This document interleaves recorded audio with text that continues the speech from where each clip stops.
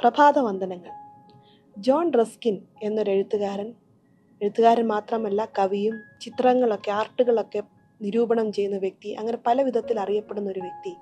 അദ്ദേഹം ഒരു ആർട്ടിസ്റ്റിന് വേണ്ട 3 ഗുണങ്ങളെക്കുറിച്ച് പറയുന്നുണ്ട്. ഒന്നാമത്, നല്ല ഒരു കണ്ണ്.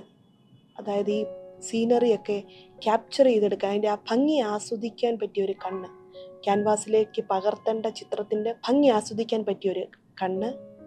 രണ്ടാമത്, ഒരു ഹാർട്ട്.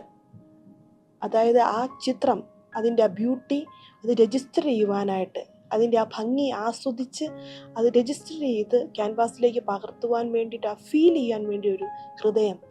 മൂന്നാമതായിട്ടൊരു ഹാൻഡ്, അതായത് അത് പെർഫോം ചെയ്യുവാനായിട്ട്. 3 കാര്യങ്ങളാണ് പറയുന്നത്. ഒരു ക്രിസ്തീയ വിശ്വാസി, ഒരു ബിലീവർ, ഒരു ശിഷ്യൻ സംബന്ധിച്ചിടത്തോളം ഈ 3 കാര്യങ്ങൾ നമുക്കും ആവശ്യമുണ്ട്. നമ്മുടെ ചുറ്റുമുള്ള ആൾക്കാരുടെ സ്പിരിച്വൽ നീഡ്സിനെ ഐഡൻറ്റിഫൈ ചെയ്യാൻ പറ്റിയൊരു കണ്ണ് നമുക്ക് ആവശ്യമുണ്ട്. ഫിസിക്കൽ നീഡ്സ് ഒരുപക്ഷെ നമുക്ക് സാധാരണമായിട്ട് തിരിച്ചറിയാൻ എളുപ്പമാണെങ്കിൽ, സ്പിരിച്വൽ നീഡ്സ് ഡിസേൺ ചെയ്യാൻ വേണ്ടിയിട്ട് ഒരു സ്പിരിച്വലായിട്ടൊരു വ്യക്തിക്ക് മാത്രമേ സാധിക്കുകയുള്ളൂ.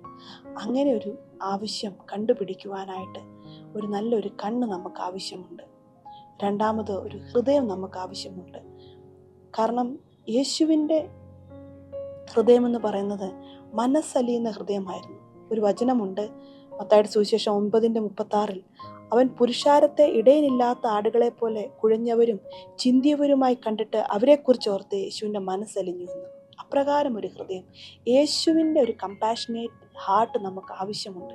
എങ്കിൽ മാത്രമേ മനസ്സലിയുവാൻ സാധിക്കുകയുള്ളൂ. അതിനകത്ത് 2 കാര്യങ്ങളുണ്ട്. പലപ്പോഴും സിമ്പതിയുണ്ട്, സോഫ്റ്റ് കോർണറുണ്ട്, മനസ്സലിവുണ്ട്. സിമ്പതിയും സോഫ്റ്റ് കോർണറും ഒക്കെ നമുക്ക് അവരോടൊരു പിറ്റി ഫീലിംഗ് തോന്നത്തേ ഉള്ളൂ.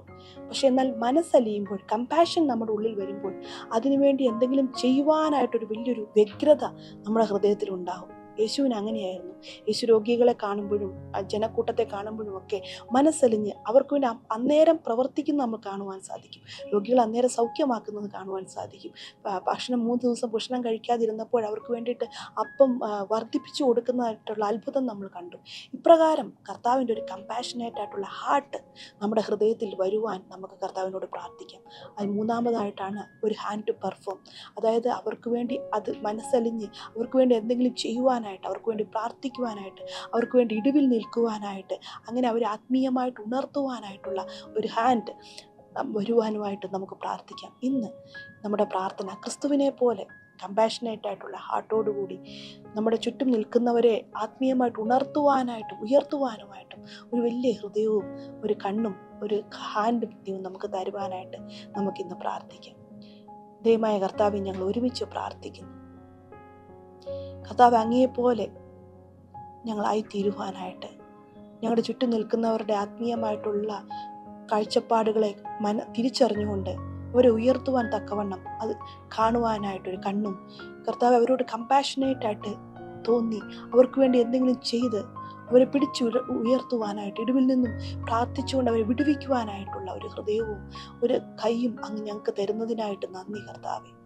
മറ്റുള്ളവരെ നേടുവാനായിട്ട്, ആത്മാക്കളെ നേടുവാനായിട്ടുള്ള വലിയൊരു തീക്ഷ്ണത കർത്താവേ അങ്ങ് ഞങ്ങൾക്ക് തരുന്നതിനായിട്ട് നന്ദി. ഞങ്ങൾ അങ്ങയെ സ്നേഹിക്കുന്നപ്പ, ഞങ്ങൾ അങ്ങയെ ആരാധിക്കുന്നു. എല്ലാ മാനവും മഹത്വവും എൻ്റെ യേശുവിൻ്റെ നാമത്തിൽ. ആമേൻ.